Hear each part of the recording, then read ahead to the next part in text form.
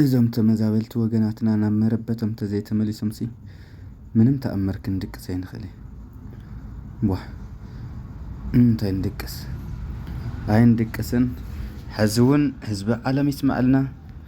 እዞም ተመዛበልቲ ወገናትና 5 ዓመት ሙሉእ ኣብ ኬንዳ እዮም ዝነብሩ ዘለዉ ስለዚ ይውሰዱልና በብቦትኦም በብመረበቶም ኣእትውልና ብሰላም ይንበሩ ሃም ህዝቦም ዋህ ስለዚህ ኮይኑ ምንም ተኣምር ኣይንድቅስ ንሕና ምችና ድዩ ሳቶም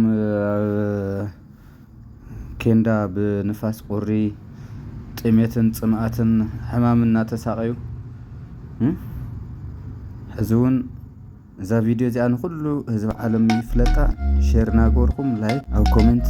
ሰብስክራይብ ናገርኩም ኣብ ኮሜንት ያክል ናበልኩም ጽሓፉ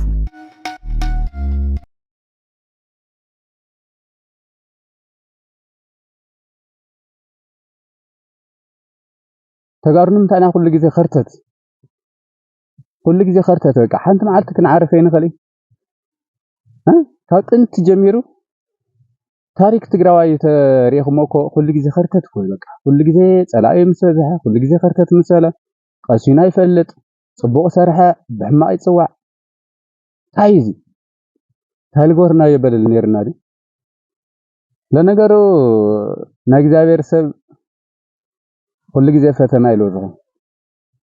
ማት ጽቡቕ ኣብ ትሰርሐሉ ግዜ ፈተና ሃም ልበዝሕካ ጸቢያ ይፈልጥ ሰይጣን ኩሉ ግዜ ይፈታተነካ እዩ መከራታት ይለዝሕልካ ምናልባት ከምኡ ኮን ይኽእል ኢለ ለሓስባነ ተጋሩ ናብ እግዚአብሔሮም ኩሉ ግዜ ናብ እግዚአብሔሮም ስለለንጋሕጥቱ ትግራይ ዓዲ ሃይማኖት ብምዃና ናይ እግዚአብሔር ዓዲ ብምዃና ምናልባት ፈተና ብኡልክ እዩ ይበጽሓለ ኢለ ለሓስብ ግን ድማ ተስፋ ክንቆርጽ የብልናን እግዚአብሔር ላናልወሎ ግዜ ክል ስለልኽእል ኣቱም ተጋሩ ሕዝውን ኩልኩም ያክል ናበልኩም ሼር ብምግባር እዚ ቪድዮ እዚ ናብ ህዝቢ ዓለም ኣፋልጡልኝ ክንድቅስ የብልና ዋ ወገናትና እኮ እዮም ወገንና ናተሳቀ 5 ዓመት ሙሉእ ኣብዳስ 5 ዓመት ሙሉእ ብፀሓይ ብቁሪ ብጥሜት ብጽምኣት ናተሳቀ ንሕና ሙልችና ክንድቅስ ኣና በረኻ ኮይነ የዛረብኩም ለኹ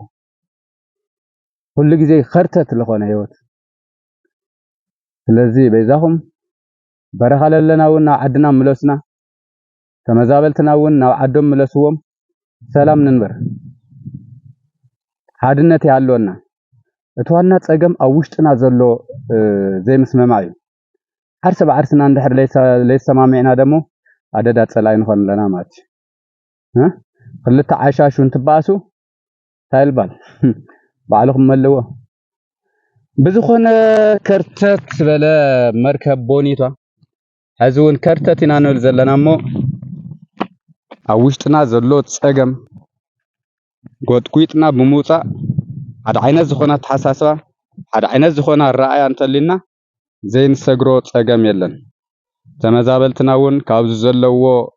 ስቃይን ጸገም ተናጊፎም صباح ንግሆ ናብ መረበቶም ተመሊሶም ናይ መጀመርታ ህይወቶም ብጽቡቕ ዝመርሕሉ ኩነታት ተማዓራሪሎም ንክኸዱ ናይ ኩላትና ሓላፍነት ይክኸውን ስለዚ ንህዝቢ ዓለም ብደንብ ነፍልጦ ኣትሰሙ ሰባት ይኣክሉ ለኩም ለኹ ይኣክል